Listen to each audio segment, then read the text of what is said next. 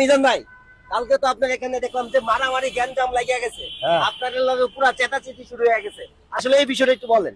না গ্যাঞ্জাম না, ওই আমগো এক ভাই নামাজ পড়ে আইসা আমার একটু হেল্প করানোর লিগা। ওই নতুন ইউটিউবার আইছিল, হের লগে মনে হয় যে ভাইয়ের লগে ভাড়া লাগছে, পরে ওই চেতাচেতি করছে। কিন্তু ইউটিউবারে তো পুরা ছড়িয়ে দিতেছে, আপনার হুমকি দিছে, আপনারে তুইলা লয়ে যাবো। আর এই লোককে আমি ডেলি 2টা বাজে যাই, এনতে 1টা বাজে যাই রাইতে। হ্যাঁ আমগো এলাকার ভাই বেড়াতে হলা হয়নি, হেরা এনে স্থানীয় ভোলা ভাই, আমি হেগর লগেই খাই, হেরাই আমরা চাই হেরাই। আমি রাইতে 1টা 2টা বাজে যাই, এনতে অনেক ভাইরা কয় ভাই আপনি ভাইরাল না ভাটি, আপনি এনে এত কি হারেন।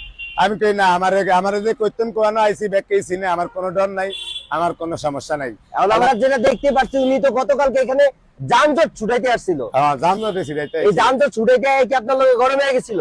আর ওই যে ইউটিউবারের লগে জরগায় মানে দুই আর কথা কাটাকাটি করিয়া পরে আমারে গিয়ে একটু সাবধান করছে, এই বেড়া তুই এটি পরিষ্কার করে রাস্তা।